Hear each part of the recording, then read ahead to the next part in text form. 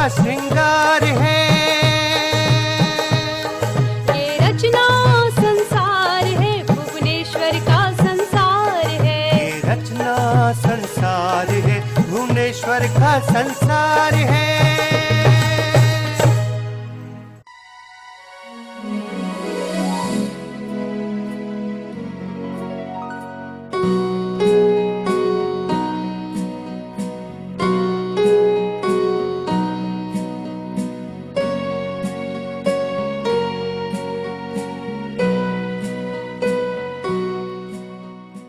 श्रोताओं नमस्कार।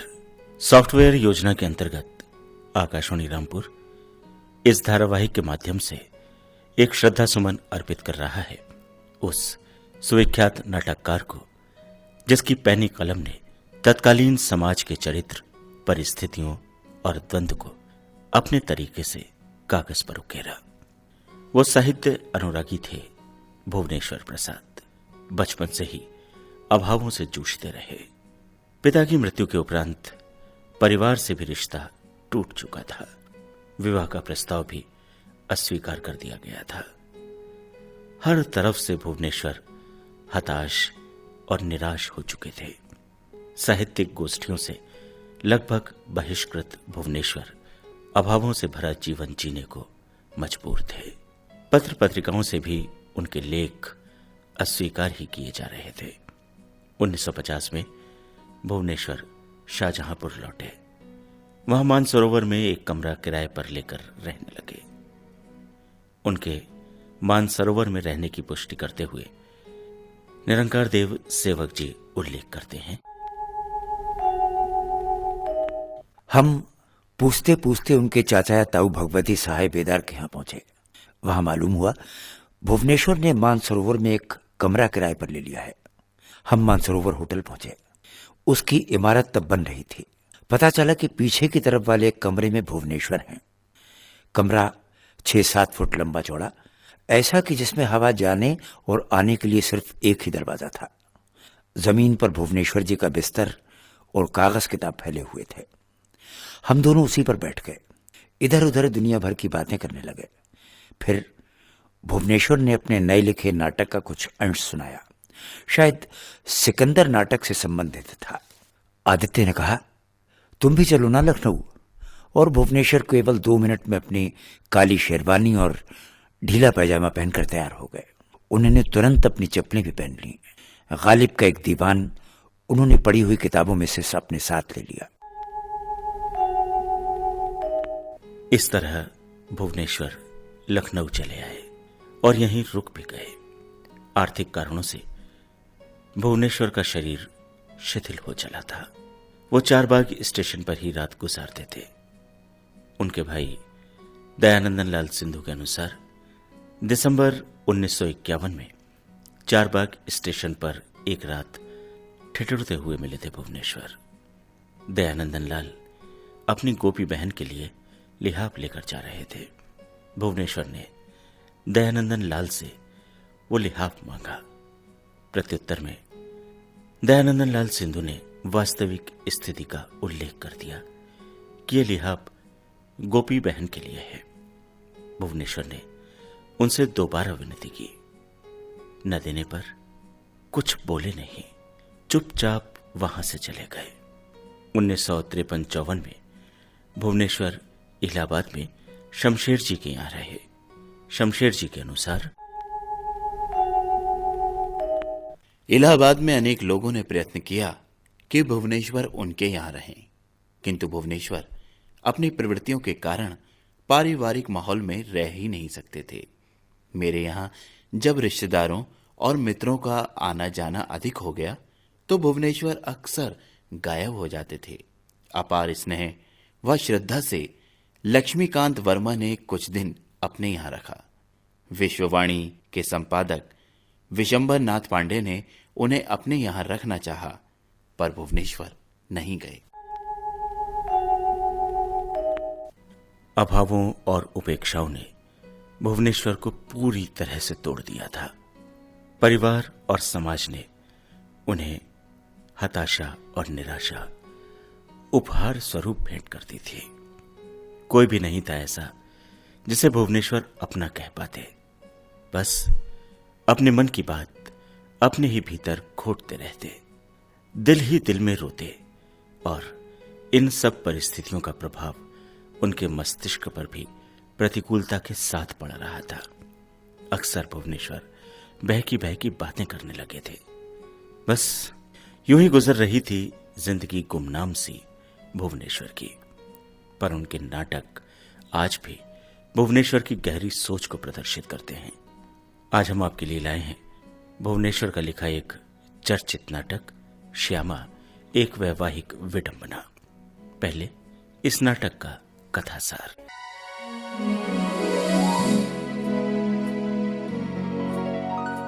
श्यामा एक वैवाहिक विडंबना। ये नाटक विवाह की विडंबनाओं को दर्शाने वाला विवाह के बंधन का उपहास करता है, उससे पैदा होने वाली विकृतियों की ओर संकेत करता है। श्यामा और अमरनाथ का विवाह होता है, लेकिन श्यामा एक नवयुवक मनोज से प्रेम करती है। जो पुरुष पति के रूप में उसको सहज सुलभ है, वो उसकी पत्नी को पसंद नहीं है। वो पति को प्यार नहीं करती। नवयुवक मनोज से प्रेम है, किंतु वो उसकी पत्नी नहीं है। इसी विडंबना को भुवनेश्वर ने पति पत्नी और प्रेमी के त्रिकोणीय संघर्ष को नाटकीयता के साथ प्रस्तुत किया है। पति मिस्टर पुरी सम्मानित व्यक्ति हैं, पत्नी पर प्राण निछावर करते हैं, किंतु पत्नी उनके प्रेम को भावुकता मानती है, कविता मानती है, उनका उपहास करती है। भारतीय संस्कृति में विवाह एक पवित्र बंधन माना जाता है, जिसे जन्म जन्मांतर का संयोग कहते हैं। उसी बंधन को भुवनेश्वर की यथार्थ दृष्टि निर्ममता से देखती है। विवाह जीविका के लिए बेचना तथा प्रेम करने के लिए उत्तरदायिनी जैसे विवशता से लबालब शब्द विवाह की सारी पवित्रता ध्वस्त करते हुए यथार्थ के कठोर धरातल से साक्षात्कार कराते हैं। वो किसी भी स्तर से प्रेम की अभिलाषणी है, किसी भी प्रेम प्रदर्शन पर उसे विश्वास नहीं, वो उसे कोरी भावुकता मानती है। यहीं पत्नी को पति के प्रेम पर विश्वास न होने पर भी पति आश्वस्त है। मिस्टर पुरी के बंगले में मिसेस पुरी की प्रतीक्षा में बैठा युवक प्रेमी मनोज जरा सी आहट में रानी शब्द का संबोधन देकर अपने संबंध का प्रदर्शन करता है, किंतु वहाँ पर मिसेस पुरी के स्थान पर मिस्टर पुरी होते हैं। इस एकांकी में प्रेमी मनोज अपनी प्रेमिका के पति के सामने अपने प्रेम की अभिव्यक्ति करता है। मनोज के माध्यम से भुवनेश्वर ने अपने विचारों को प्रस्तुत किया है कि केवल विवाह की रस्म पूरी कर लेने मात्र से ही कोई स्त्री उस व्यक्ति की पत्नी नहीं बन जाती, उस पर उसके पति का अधिकार नहीं हो जाता। इसके लिए जरूरी है कि दोनों का परस्पर प्रेम हो, दोनों में भावात्मक लगाव हो। इस एकांकी में दो ऐसे व्यक्तियों को वैवाहिक बंधन में बंधा प्रदर्शित किया गया है जो दोनों एक दूसरे के लिए व्यर्थ हैं, उनमें कोई समानता नहीं है। मनोज के चरित्र के माध्यम से भौतिकता में विश्वास रखने वाले ऐसे व्यक्ति का प्रतिनिधित्व कराया गया है जो परंपराओं को तोड़ने में विश्वास रखता है, रूढ़ियों के विरुद्ध आवाज उठाता है और अपनी बात को सप्रमाण प्रस्तुत करता है। उसके तर्क अकाट्य और बुद्धिमत्तापूर्ण किंतु निर्मम है। वे सामाजिक मान्यताओं का तिरस्कार करते हैं, इसलिए मनोज भौतिकता को जीवन का उद्देश्य मानता है और विलासिता का जीवन व्यतीत करना श्रेयस्कर समझता है। उसी प्रकार श्यामा उन नारियों का प्रतिनिधित्व करती है जिनको विलासी जीवन प्रिय है, जो वैवाहिक परंपराओं को पवित्र बंधन नहीं मानती, जिन पर पाश्चात्य सभ्यता का रंग चढ़ा हुआ है, जिनमें वैवाहिक बंधन की अपेक्षा उन्मुक्त विचरण की आकांक्षा सदैव हिलोरे लेती रहती हैं, जो आदर्शवादिता को ढोंग समझती हैं, जो ऊपर से कुछ दिखती हैं और अंदर से कुछ और ही हैं, तथा जो वर्तमान जीवन से असंतुष्ट रहने के कारण कुंठाओं, विडंबनाओं एवं विविध रहस्यों से परिपूर्ण हैं। ये पात्र प्रेम को वैयक्तिक मूल्य मानते हैं तथा मुक्त यौन संबंध में विश्वास रखते हैं। श्यामा एक वैवाहिक विडंबना। ये एकांकी दाम्पत्य जीवन की विसंगतियों को बड़ी निर्ममता से प्रस्तुत करने वाला एकांकी है।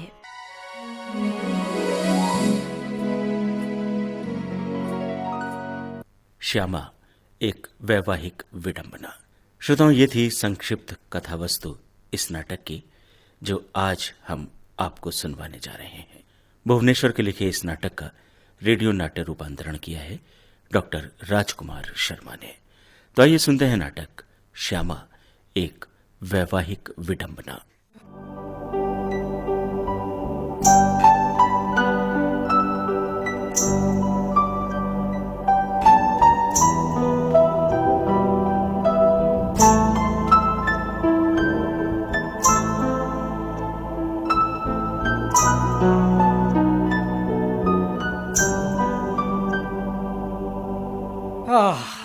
ये लो, कमरा तो चकाचक हो गया। पूरे जॉर्ज टाउन में मिस्टर पुरी का बंगला सबसे आलीशान है। उसके हर कमरे की सजावट ऐसी कि आंख हटाए ना हटे। अब देखो ना, सामने वाला कमरा जिसके दाहिने दरवाजे पर लाल रंग का साटन का पर्दा पड़ा है, कितना सुंदर है। बाकी में चिके पड़ी हैं, लेकिन हर कमरे की बात ही कुछ और है। सलीब पर चढ़ा हुआ ईसा का भव्य चित्र बाईं ओर, और उसके नीचे ही उमर खयाम की रुबाइयों के 2 चित्र। दाहिनी ओर दरवाजे के इधर उधर एक अर्ध अश्लील बेडरूम चित्र और भी कई इटालियन लैंडस्केप लगे हैं। ऊपर से नवंबर की कोहरे भरी सुबह। लेकिन ये 20वीं सदी है, 20वीं सदी, इसमें अंधेरा नहीं हो सकता। बंगला तो बंगला। हमारे साहब मिस्टर अमरनाथ पुरी, आयु 30 वर्ष, गोरे चिट्टे, आंखों पर चश्मा, हाथों में चमड़े के ग्लव्स, आकृति में वैमनस्य, वाणी में रुचि वैचित्र, काला सर्च का सूट पहने सोफे पर बैठे हुए निर्विकार रूप से हीटिंग स्टोव को देखते हुए किसी बड़े साहब से कम नहीं लगते। अरे लगते क्या हैं भी। वेरा, वेरा, हीरा। हुजूर, बाहर भी इतनी सर्दी है, अचकन पहने हो, साफा बांधे हो, फिर भी कांप रहे हो। जी नहीं, हाँ पानी बरसने वाला है। मेम साहब कहाँ हैं? चाय पी रही हैं। हुजूर, उन्हें मालूम है कि आप यहाँ हैं। और वो बाबू जो कल आए हैं? उन्हें बहू रानी ने अभी अभी जगाया है। क्या उन्हें यहाँ भेज दूं साहब? सरकार ने कोई उत्तर ही नहीं दिया। पता नहीं टहलते टहलते क्या क्या सोचते रहते हैं। चलो साहब को टहलने दो, मैं निकल लेता हूं। अरे अप्पी साहब, आप? सुनो हीरा, क्या साहब अंदर हैं? जी साहब अंदर ही हैं। अप्पी साहब तो चींटी से भी मेहनती, कौवे से भी चतुर और मौत से ज्यादा गंभीर। मुझे क्या लेना।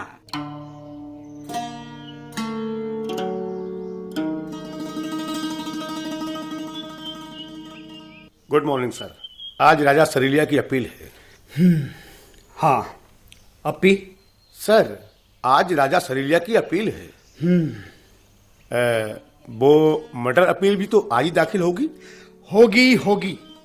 सर, आज सांझ को, कल सांझ को, परसों, कभी कुछ ना कर सकूंगा।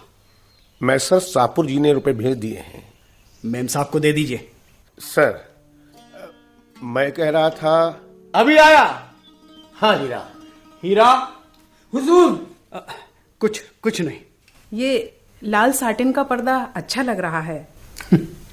और तुम्हारा गोल हसमुख लापरवाह चेहरा, पर आंखों में विषाद की बुद्धिमत्ता। आयु लगभग 25 वर्ष, अधरों पर विलास की सजीवता, पारसी ढंग से पहने खद्दड़ की साड़ी, ऊपर से काला ओवरकोट। भाई क्या कहने। आप तो कविता करने लगे। मनोज को देखिए, अभी मैंने उठाया। अब मुंह फुलाए बैठा है, कहता है तुमने मेरा बड़ा सुंदर स्वप्न भंग कर दिया। विचित्र पुरुष है। तुम्हारी सरोवर सी स्वच्छ हंसी। तुमने चाय पी ली शम्मी? हाँ, तुम स्वस्थ तो हो मिस्टर पुरी? कैसा जाड़ा पड़ रहा है, हाथ पैर सुन्न हो रहे हैं और तुम ओवरकोट भी नहीं पहनते। हीरा, साहब का लंबा कोट ले आओ। मनोज को चाय पिलाओ। वो चाय नहीं पिएगा, उसे अपने स्वप्न के भंग हो जाने का बड़ा शौक है। मुझे इसका बालकों के समान कोरी आंखों से एक क्षण में प्रफुल्लित और शोकान्वित होना बहुत प्रिय लगता है। मिस्टर पुरी और उसका क्रोध अभी मुझसे बिगड़ रहा था। मैंने मुस्कुराकर उसकी ओर देखा और बस बालिकाओं सा लजा गया। आज क्या वो आएगा? हाँ, मैंने उससे कह दिया है। क्यों? क्योंकि तुम उससे ईर्ष्या रखते हो। मैं उससे ईर्ष्या रखता हूं? उससे, उस अर्ध बालिका से जो हर समय अपने पुरुष होने के लिए क्षमा याचना करता है, जो केवल एक रुपहली रात्रि के लिए स्वप्न की भांति है, जो जीवन या प्रेम को इतना ही कम जानता है जितना तुम मुझे। मैं ईर्ष्यालु नहीं शम्मी। क्यों? क्योंकि मुझे तुम पर, तुम्हारे प्रेम पर विश्वास है। आपको अपने गुणों पर गर्व है, आपको अपना इतना भरोसा है? नहीं, मुझे तुम्हारी पवित्रता, तुम्हारी महत्ता का गर्व है, उसी का भरोसा है। तब आप मुझे प्रेम नहीं करते। ये मत कहो शम्मी, परमात्मा के लिए क्षण भर को भी ऐसी बात मत सोचो। तुम मुझसे प्रेम भी करते हो और उस पुरुष से ईर्ष्यालु भी नहीं हो जिसको प्रेम करना किसी भी स्त्री के लिए इतना सरल और नैसर्गिक है, या प्रथा समीर में कलिका का खिलना? क्या तुम्हारे हृदय की भावनाएं और वासनाएं शरीर से विलग हैं? क्या मनोज तुम्हें प्यार करता है? मैं किसी के हृदय की बात क्या जानूं? और तुम? ये तुम मुझसे अधिक जानते हो। समाज के सम्मुख मैं तुम्हें प्यार करने के लिए उत्तरदायिनी हूं, और विवाह करके यदि मैंने जीविका के लिए अपने आप को नहीं बेचा, यदि इस कठिन शब्द का सामना तुम नहीं करना चाहते, तो मुझे प्रेम तो चाहिए। मैं अपना प्रेम शब्दों से नहीं व्यक्त कर सकता। ये सब कविता है, कोरी भावुकता है। इससे मुझे मनोज की उक्ति पसंद है, जब उसका नायक कहता है, मैं उतरे मद का सा खुमार, तुम नैनों की मदिरा सी। शम्मी, मेरा जीवन तुम्हारे हाथ है। मेरे पास शब्द नहीं है, मेरे पास उनकी आत्मा है। मेरे पास कविता नहीं, पर मेरे प्रेम से उसकी सजीवता है। तुम आज मेरे प्रेम की उपेक्षा कर सकती हो, पर एक दिन अवश्य तुम्हें उसकी आवश्यकता होगी। हाँ, ठीक है, तुम्हें मेरी पवित्रता पर विश्वास नहीं है, तुम्हें अपनी महत्ता पर गर्व है, तुम्हें मनोज से ईर्ष्या नहीं, मुझसे भय है। तुम क्या कह रही हो शम्मी? मैं एक शब्द भी नहीं समझता। लेकिन सबसे पहले तुम यहाँ मेरे पास दीवान पर आकर बैठो। यहाँ आओ। हाँ, यहाँ बैठो। अब ठीक है। हाँ। देखो, तुम क्या समझ रहे हो? मैं वैसा तो एक शब्द भी नहीं कहती। हाँ हाँ हाँ, हीरा अंदर आओ। क्या बात है? मोटर तैयार है सरकार। मनोज बाबू से पूछो, वो स्टेशन चलेंगे, या शम्मी यदि तुम लोग ना चाहो तो ना चलो। मैं तो चलूंगी। हीरा, जाओ मनोज बाबू को खबर कर दो। जी हुजूर।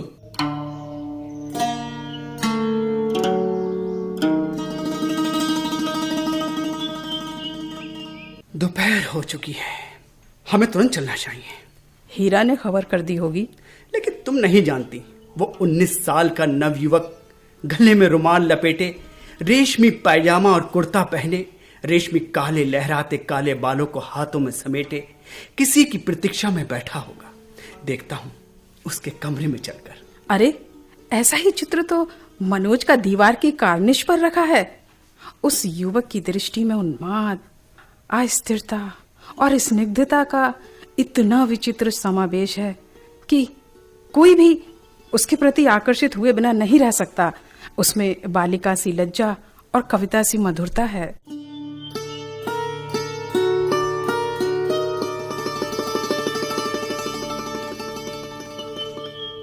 रानी? नहीं, मैं हूं मनोज। सोचा कि मैं भी तुम्हारे अप्रकाशित स्वप्न लोगों में से एक लोग छीन लाऊं। क्या तुम वास्तव में हर समय स्वप्न ही देखा करते हो? क्योंकि मिस्टर पुरी, स्वप्न ही इस संसार की एकमात्र वास्तविकता है। यथार्थ जीवन में तो किसी रस, किसी भी भावना की पुनरुक्ति असंभव है। मिस्टर पुरी, अपनी आत्मा को जानकर मनुष्य स्वप्न में ही रहना चाहता है। पर आप खड़े क्यों हैं? बैठ जाइए। अरे मनोज, तुम उठकर क्यों खड़े हो गए? क्यों खड़े हो गए? परेशान होने की जरूरत नहीं है मनोज। आओ बैठो बैठो। आज सांझ को मैं लेबर इंटेलिजेंस ब्यूरो में व्याख्यान दूंगा। तुम चलोगे? मैं व्याख्यानों में विश्वास नहीं करता। मैं तुम्हारे विश्वासों में विश्वास नहीं करता। मिस्टर पुरी, यही आपकी एकमात्र सार्थकता है। तो क्या तुम वाकई व्याख्यानों में विश्वास नहीं करते? मैं व्याख्यानदाताओं में भी विश्वास नहीं करता। उनके लिए परिश्रम, तर्क, बुद्धि, ज्ञान, सामाजिक या वैयक्तिक किसी भी गुण की आवश्यकता नहीं है। मैं आपसे एक बात कहना चाहता हूं। हाँ हाँ, कहो मनोज। मैं आपकी धर्मपत्नी से प्रेम करता हूं। ठीक है, ठीक है, उसको सभी प्यार करते हैं। वो ऐसी सुंदरी है। ठीक है। मैं हंसी नहीं कर रहा हूं। तब तुम मुझ पर अन्याय कर रहे हो। यदि ऐसे कठिन और विकराल सत्य को तुम हंसी में नहीं कह रहे हो, यदि तुम इसे अपनी कविता की तरलता और सरलता नहीं दे सकते, तो तुम मुझ पर अन्याय कर रहे हो। मनोज, ये तुम्हारा अन्याय है। ये आपका भ्रम है मिस्टर पुरी। मैं आपके ही अंतर से यह बात आपसे कहना चाहता हूं। मैं आपके अंतःस्थल में प्रविष्ट होकर आपसे कहना चाहता हूं कि श्यामा आपकी नहीं है, वो मेरी है। तुम्हारी? तुमने अभी उसे मेरी धर्मपत्नी कहा है। अधर्मी, निर्लज। तुम मुझे कटुवचन कह सकते थे और अब तुम अपवचन भी कह रहे हो। श्यामा तुम्हारी नहीं है। क्यों? क्योंकि समाज की एक हृदयहीन लौह विधि ने ही उसे तुम्हारी बनाया है। तुमने उसे पाने के लिए क्या त्याग किए हैं? तुम्हारा उस पर क्या स्वत्व है? मैं उसे प्यार करता हूं। तुम उसे प्यार करते हो और तुम इस विडंबना को अपने जीवन का अंग बनाए हुए हो। मैं उससे प्रेम करता हूं। तुम जिससे उसकी एक भावना भी नहीं मिलती।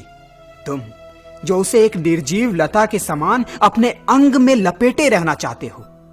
तुम जो केवल अपनी शारीरिक वासनाओं को तृप्त करना चाहते हो। तुम उसे प्यार करते हो। तुम उसे प्यार करते हो जो अपने सर्वोत्तम रूप में भी उसके साधारण से साधारण त्याग से निकृष्ट हो। मैं उसे प्रेम करता हूं। ठीक है, तुम उसे प्रेम करते हो जिसकी आशाओं और अभिलाषाओं की बलि करके तुमने अपने इस जीवन को रस दिया है। तुम में और उसमें क्या समानता है? तुम किस प्रकार उसके योग्य हो? निकल जा, निकल जा मेरे घर से निर्लज। तुझे इतनी भी तमीज नहीं कि किसी के घर में बैठकर कैसे बातें की जाती हैं? नालायक, मैं तुझे अभी ठीक करता हूं। देखो, मेरे पास मत आना। अरे अरे अरे, मुझ पर हाथ मत चलाना। मैं बता देता हूं। अरे भागते क्यों हो? भागते क्यों हो? जरा ठहरो। अरे मैं उससे प्रेम नहीं करता। देखिए, हाथापाई ठीक नहीं। सुनिए, मेरी बात सुनिए मिस्टर पुरी, मैं आत्मघात कर लूंगा। अगर तुमने हाथ भी छुआया, मैं अपने जीवन का अंत कर लूंगा। बस सारी हेगड़ी निकल गई। कायर, तुम मेरी हत्या कर सकते हो। कायर मैं नहीं, कायर तुम हो। अच्छा, यहाँ बैठो। मैं तुमसे शांत भाव से बातें करना चाहता हूं। भाई मुझे क्षमा करो। नहीं नहीं, मैं रानी से कहूंगा। तुम मुझसे हाथापाई कर सकते हो, यही नहीं तुम मेरी हत्या भी कर सकते हो। नहीं, श्यामा से ये सब कहने से क्या लाभ? यहां आओ मनोज, मैं देखता हूं मेरा तुम्हारा केवल सैद्धांतिक मतभेद है। आओ हम स्थिरचित होकर बात करें। नहीं, मैं रानी से जरूर कहूंगा। तुम मेरी हत्या कर सकते हो। हीरा, अरे हीरा, जरा इधर आना। देखो मनोज, श्यामा आ रही है। बात बढ़ाना ठीक नहीं। हम लोग इस बात को यहीं पर खत्म कर दें। श्यामा पता नहीं इस बात को क्या समझेगी। वो तो मुझे ही गलत समझेगी। नहीं मनोज, इससे कोई लाभ नहीं। क्या तुम उसकी सहानुभूति भी मुझसे छीनना चाहते हो? क्या तुम चाहते हो कि वो मुझे एक पतित ईर्ष्यालु मनुष्य समझे? मैं तुमसे विनय करता हूं, इससे कोई लाभ नहीं है मनोज। तब वह तुम्हारी कभी नहीं हो सकती। तुम उससे अपना यथार्थ स्वरूप छुपाते हो। मैंने तुम्हारा वास्तविक रूप देख लिया है और मैं तुमसे सहानुभूति करता हूं। वह उससे नहीं जानती और तुमसे घृणा करती है। ठीक है मनोज, ये लो, श्यामा तो आ भी गई। सुनो श्यामा, सफेद साड़ी और तुम्हारे रूखे और बिखरे केशों ने तुम्हारी आकृति को चांदनी की तरह सुंदर और सरल बना दिया है। आपकी इन फालतू बातों के लिए मेरे पास समय नहीं है। मैं तुम्हारी कब से प्रतीक्षा कर रही थी मनोज। रानी, मैं तो यहाँ। श्यामा, मेरी बात तो सुनो, तुम इस वक्त कहाँ? आओ मनोज, आओ। शर्माते क्यों हो तुम? ऐसे नहीं, तुम्हारा हाथ पकड़ के ले चलना पड़ेगा। आओ मेरे साथ, बाग भी चलो, पर मैं तुम्हें वहां तितलियां ना पकड़ने दूंगी। मिस्टर पुरी, तुम क्या इतनी कातर दृष्टि से हम दोनों को देख रहे हो? मीलार्ड, आप आज सांझ कहाँ भोजन करेंगे? कपूर के रेस्टोरेंट में। मनोज को मिसेस कॉल के यहाँ ले जाएंगे। मैं आज भोजन नहीं करूंगा। क्यों? तुम्हारा स्वास्थ्य कैसा है? देखती हूँ तुम्हें अपनी तनिक भी चिंता नहीं है। नहीं श्यामा, ऐसी तो कोई बात नहीं है। अच्छा मनोज, तुम थोड़ी देर पार्क में हो आओ, केवल एक सिगरेट पीना। तब तक मैं मिस्टर पुरी से थोड़ी गपशप करती हूँ।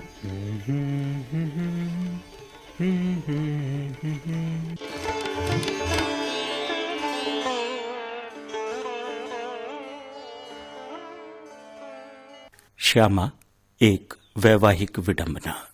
श्रोताओं, अभी आपने भुवनेश्वर का लिखा हुआ ये नाटक सुना। रेडियो नाट्य रूपांतरकार थे डॉक्टर राजकुमार शर्मा। प्रतिभागी कलाकारों का भूमिका सहित परिचय इस प्रकार है। अमरनाथ की भूमिका में थे मोहम्मद तनवीर, श्यामा किरण मसीह, अप्पे की भूमिका में राकेश श्रीवास्तव और हीरा की भूमिका निभा रहे थे आशुतोष खन्ना। प्रस्तुति सहयोग असीम सक्सेना और सुरेंद्र राजेश्वरी का था। प्रस्तुतकर्ता थी मनदीप कौर। आज की कड़ी बस यहीं तक। अगली कड़ी में फिर आएंगे भुवनेश्वर के रचना संसार की एक और झलक के साथ। तब तक के लिए नमस्कार।